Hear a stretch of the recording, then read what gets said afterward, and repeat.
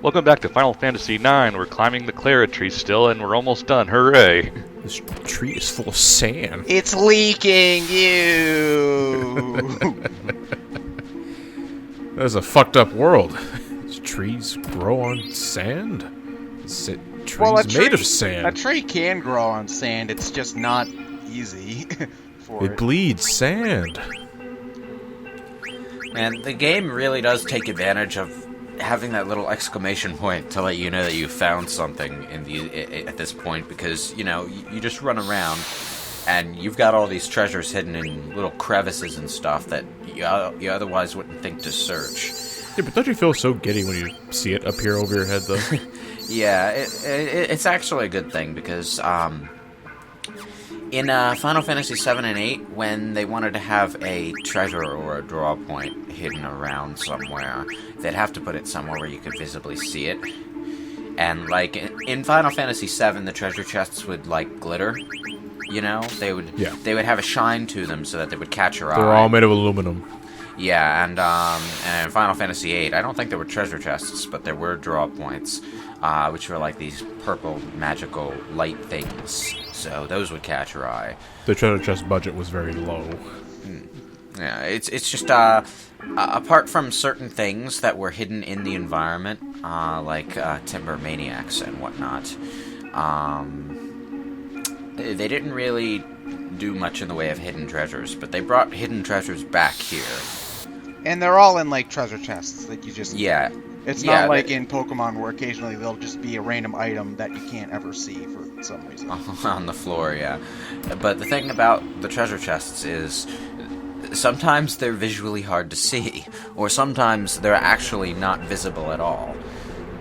Like, there was a treasure chest behind a tree root back there, and you could just barely see the treasure chest peeking out through. So if you weren't paying attention, you could miss it. It still sort of sticks out, like sort of like any interactable object in a Resident Evil game, because the pre-rendered backgrounds and the 3D models, especially if you're playing on an emulator. If you're playing on if you're playing on an emulator, all these backgrounds are digitized like nothing else. You could literally count the pixels at some points. Yeah, I tried playing the Steam version of Final Fantasy VIII. It's It did not go well. Like they've got mods in progress. Fans have mods in progress where they're trying to, you know, redo the pre-rendered backgrounds so that they're not as low res. Whoa! Well, couldn't they? Oh God! Oh. My ankle. I only have two.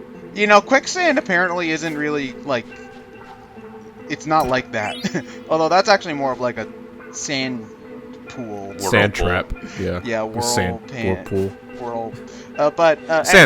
Anyway, when it comes to the mods, since all the PS1 games are on CDs, couldn't you rip the graphic files from the original PS1 games theoretically? Yeah, I'm pretty sure that's actually what they're doing to make the mods, but the graphic files themselves are low res, so because they're compressed as shit. Oh yeah, that makes sense. Yeah, what they need to do is hack into Square's old files and pull up all the 3D models they used to make those pre-renders, and then and take new snapshots at exactly the correct angle, and then reprogram them into exactly all before the the same security bots get inside. Yeah, but oh man, though, it's a really complicated thing to mod because, well, look at this. It's one flat image, but certain parts of that flat image, I guess to use modern terminology, are photoshopped onto a second layer so that you can go underneath, say, that one pillar there, or behind a tree root, or whatever.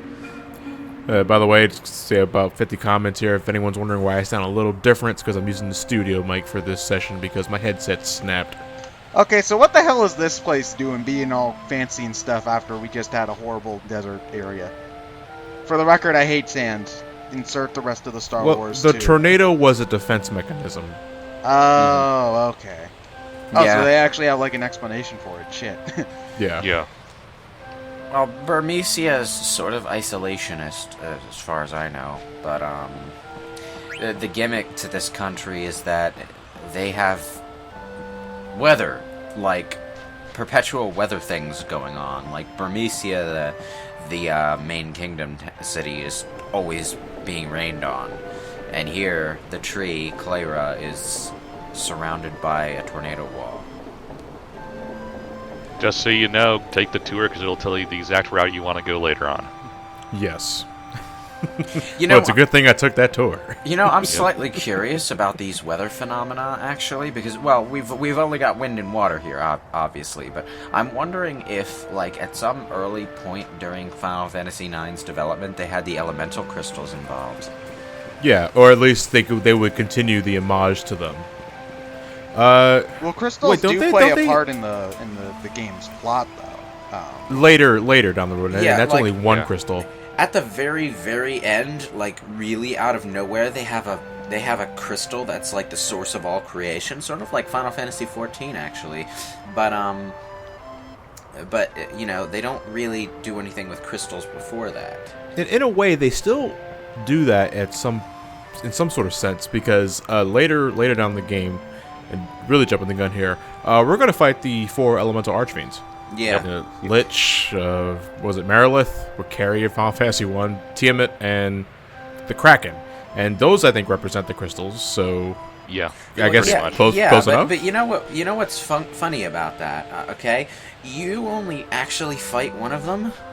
Well, before the final dungeon, you only actually fight one of them, and then in cutscenes, the rest of your party members confront the others, and you're wondering what's going on with that. But then you get to the final dungeon, and you fight them as you go through, kind of like in Final Fantasy 1, where they just appear as well, non-random battles in the field, rather than, you know, you actually see them in the field and there's a cutscene. It, like, the way it works, it's like the fights are triggered to happen when you step over a specific tile, I think is how it works in the original Final Fantasy. Well, yeah. that's also how it works in 9. Yeah, that's what I'm saying. Yeah, so it's, you know, I wouldn't be surprised if they had planned to do a bigger thing with them earlier in the game, and then, like, for time reasons or whatever, like, they ended up, they had the boss stuff ready, but they hadn't, like, programmed a situation with them in yet, or whatever. Well, you know, I get the feeling they may have just changed it up so that they had a more original plot. Yeah, that might have been it, too. Because Final Fantasy IX's story does have quite a bit of thought put into it, and it does a lot of things that previous games didn't do. Whereas, if they had just gone with the usual elemental crystals plot, it would have been Final Fantasy 1 and 3 all over again. And not for nothing, I do like Final Fantasy, well, at least 3. I haven't really played more than, like, an hour of 1, but I like Final Fantasy 3 aside from the fact that it's hard as balls, but, you know. Are you talking about the DS version? Yeah, I'm talking about the DS version where it takes longer to level up because the DS could not handle as many enemies on screen, so thus you get less experience per battle than they expect you to. So if you want to beat the game, you have to spend about, like, 3 hours grinding in Bahamut's cave at the end of the game. Yeah. You know, not for nothing, I do like those games just fine, but you kind of expect something a little bit more complex in the year. This was 1999 or 2000 when it came out. 2000. 2000. You expect something a little bit more complicated. So, if anybody's thinking of picking up the original Final Fantasy, you stick with the PlayStation version or the PSP version. Avoid the NES version. well, the NES broken version, as shit. it just doesn't work. It's broken. The NES version has glitches involved in its stats, and some of its skills just don't do anything. But you know, that recommendation does come with some explanation, because the PlayStation 1 version is the most recent version of Final Fantasy to include an option to play the game at its original intended difficulty, meaning it's kind of grindy, but it caps at level 50, and it has the original magic system where you have, like, spell counters for each spell level. I think they classify them as charges. Yeah, you get, like, it's kind of like a... That's how 3 did it, too, is, I think, like, you've got 3 spells that are technically considered level 1 magic. It's probably, like, Cure, Poison, whatever they'll cure poison, and something else. So, but you can cast, like, 5 of those. It actually works very similarly to, if anybody's played Dungeons & Dragons, the way spells work in that it works very similar. There's level 1 spells. You get 5 level 1 spells a day. Like level 2 spells, you might get 3, and then you get more as you level up. And apparently in the GBA version, when you get just like straight up MP, the game gets an awful lot easier because of that. Yeah. Is it? Final Fantasy 1 is a cakewalk with the MP system of future Final Fantasy games. Yeah. But the charge system is sort of like a really simplified version of Dungeons and Dragons spell memorization, really. Actually, now I think about it, there's probably a system in Dungeons and Dragons like it. Maybe it's a sorcerer thing. I think, well, you don't have to, well, sorcerers can cast whatever spells they know at any time. Wizards have to prepare certain spells, so like, if they want to cast Fireball, they need to make sure to have Fireball prepared for that day. And if they didn't, they're out of luck. And sorcerers can just cast whatever they have on their list at any time. The only difference is that wizards tend to cast more spells per day than sorcerers do, because the sorcerers are more flexible, but they have less to work with than wizards. Okay, yeah. I would know this stuff, but I have no friends. Oh, I have no friends either. I just stare at my books, read them, and then cry myself to sleep at night. Must be nice. Quinn, there was a scene I wanted to go back to where the ATEs were Vivi's being hounded by the Promethean people. They're just constantly saying bastards over and over again, and then one of the oracles comes inside and says, "Hey, we're a bit touchy, aren't we?" And then when the Promethean rats say, "Look, this is one of the demons that killed our people," and I was kind of half expecting the oracle to join in with the bastard name calling. Oh, was he now? Those damn We got names for people like you. We call them bastards. Those damn black mages moving into our villages and dating our women and taking our gerbs. Somebody, slaughtering our people and burning our village down, which you think wouldn't happen because it constantly rains, but this world's fucked up. Seeing Quinna jump down that sand whirlpool just there kind of reminds me that this is actually the point in the game where Quinna just inexplicably gets yanked from your party. Wait, so him falling down that whirlpool keeps him from your party for... No, he's in the party for a little bit longer, but... Yeah, it's like at the end of the Cleyra section, Quinna gets left behind. Like, just without any real explanation, left behind. Like, Quinna doesn't follow you when you try to get on the Alexandrian airship. So everyone basically thinks that Quinna died when Bahamut destroyed Cleyra. Spoiler alert. Yeah. Well, I like to think of this little upcoming sequence here as a callback to Final Fantasy IV with the antlion, because they specifically go out of the way to mention that it's usually so docile, just like the antlion in Final Fantasy IV, and now suddenly it's on a rampage. It's supposed to be it's supposed to show that, oh, it looks like the monsters are getting up into a frenzy because there's evil afoot. Evil afoot. A lot of RPGs sort of tend to make mention of the fact that monsters are becoming more of an issue. Like, as soon as the game starts, like, oh, you used to be able to walk outside without having to run into monsters every 5 seconds, or the strong monsters are out in the day instead of just the nighttime, or stuff like that. And it's usually never like elaborated on. It's mostly just something to make the area feel more ominous. And it makes sense, because if these monsters are like wild animals, they're the things where like animals can sense kind of things that humans can't, and they kind of sense that things are up to no good, and then monsters are like, oh yeah, party, and then they go do their rave outside and get ready to be slaughtered by wandering adventurers looking for XP and money. So That's right. Go to sleep. You got the gold helm right away. Again, you're not gonna first shot the fairy flute, are you? No. Wait, is this I don't even get the fairy flute because it takes like 40 minutes. So I just said screw it. In fact, you're trying to steal it right now. Why do you? Okay, so what is this fairy flute? Why is it so good? It is. Well, it's not so much. All right. Immediately, I can't tell you what the fairy flute does, but everyone knows it because it's so impossibly hard to steal from the fucking giant. Yeah. Now the trick to this boss here is that he is susceptible to night. So equip Insomniac on everyone, and then just spam the blue magic from Kina. Yeah, because magic doesn't wake enemies up. Yep.